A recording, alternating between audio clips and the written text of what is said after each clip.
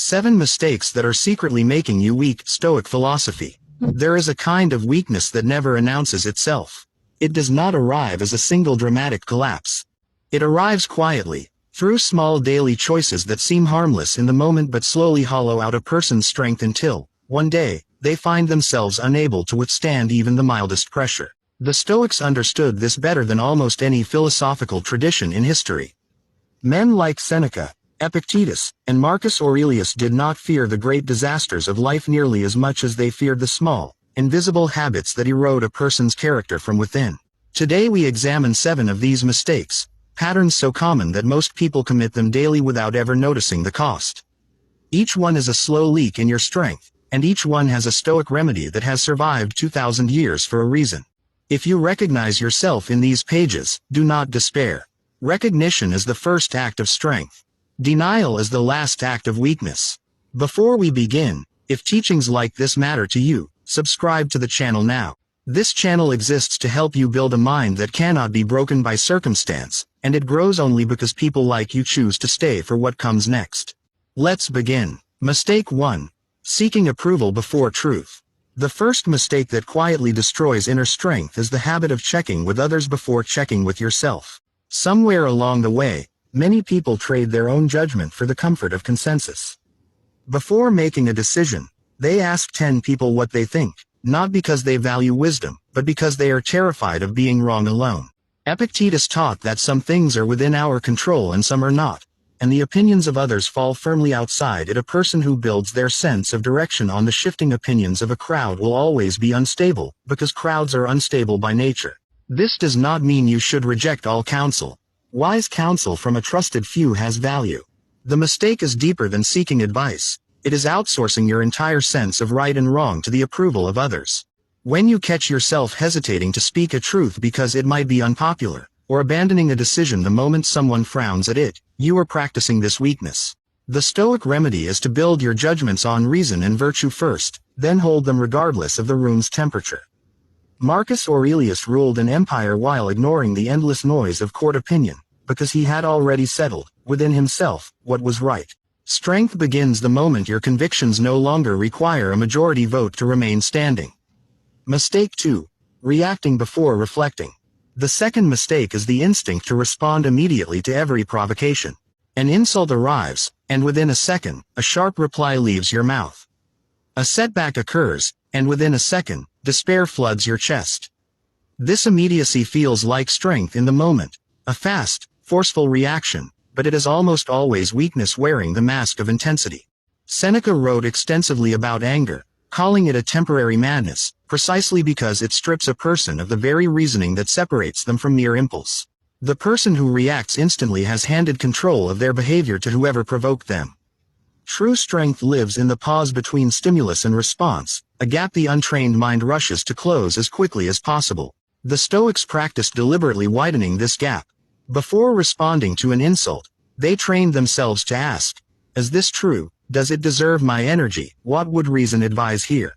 This single pause, repeated daily, changes the entire trajectory of a life.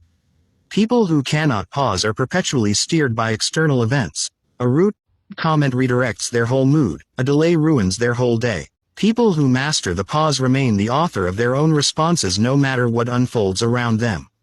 This is not slowness, it is command. Mistake 3. Avoiding discomfort at every turn. The third mistake is the modern obsession with comfort above all else.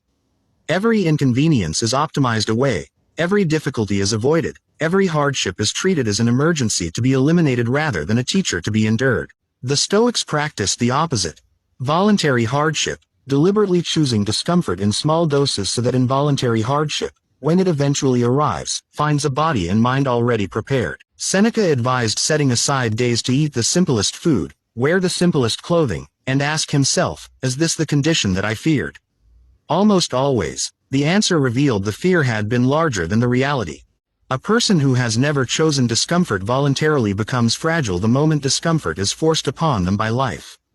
They panic at cold showers, at physical exertion, at silence, at boredom, at any friction whatsoever. This fragility bleeds into every area of life. An uncomfortable conversation is avoided until resentment builds. A difficult goal is abandoned the moment it requires sacrifice. The remedy is simple though not easy. Reintroduce small, chosen hardship into your life on purpose. A cold morning walk, a demanding workout, a single meal skipped, a hard conversation faced rather than postponed. Each small, voluntary difficulty is a rehearsal for the larger difficulties life will eventually deliver whether you are ready or not. Mistake 4. Confusing emotion with identity. The fourth mistake is treating passing emotions as permanent facts about who you are. A wave of sadness becomes, I am a sad person. A flash of anger becomes, I am an angry person. A moment of doubt becomes, I am simply not capable. The Stoics drew a sharp distinction between an emotion arising and a person becoming that emotion. Feelings are weather passing through the sky of the mind. Real, worth noticing, but never a permanent description of the sky itself.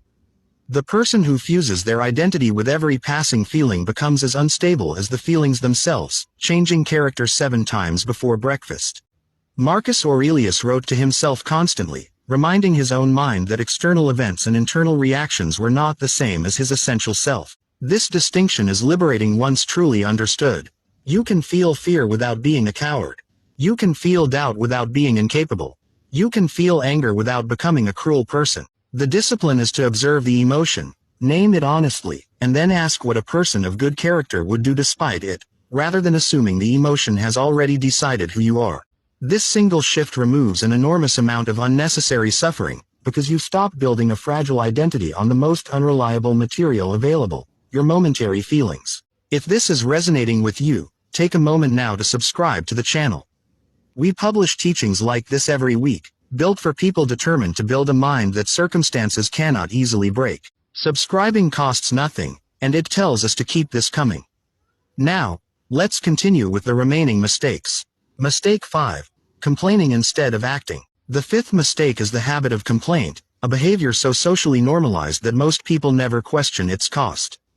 Complaining feels like release, but it is almost always a substitute for action, a way of discharging frustration without ever addressing its source.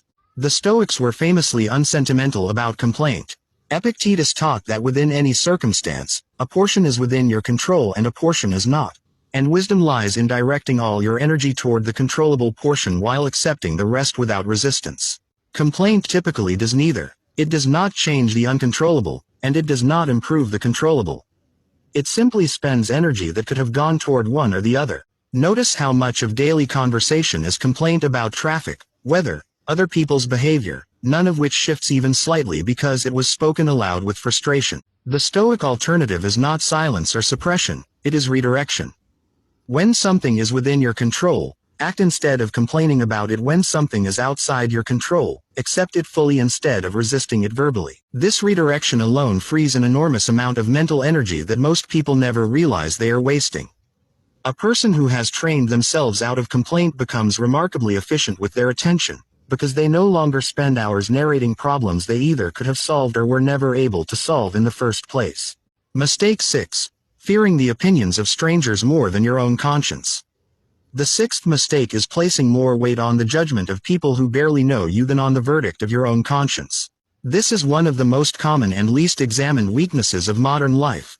The quiet dread of what strangers, acquaintances, or distant observers might think, a dread powerful enough to shape careers, relationships, and daily choices. The Stoics considered this a profound misallocation of concern.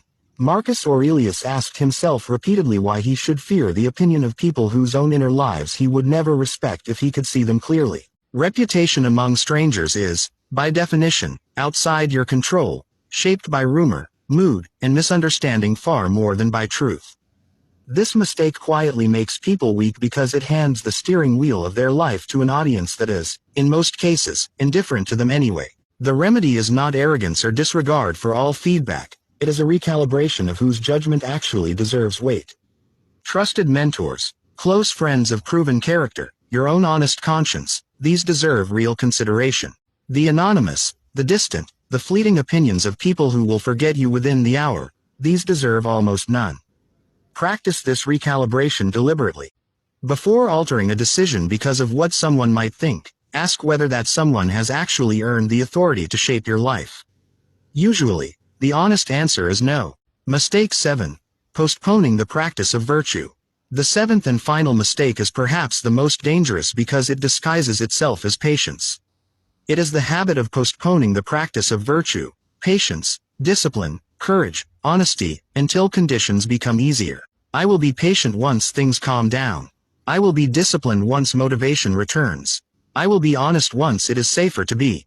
The Stoics rejected this entirely, teaching instead that virtue is only ever practiced in the present moment, under whatever conditions currently exist, because that is the only moment where practice is actually possible.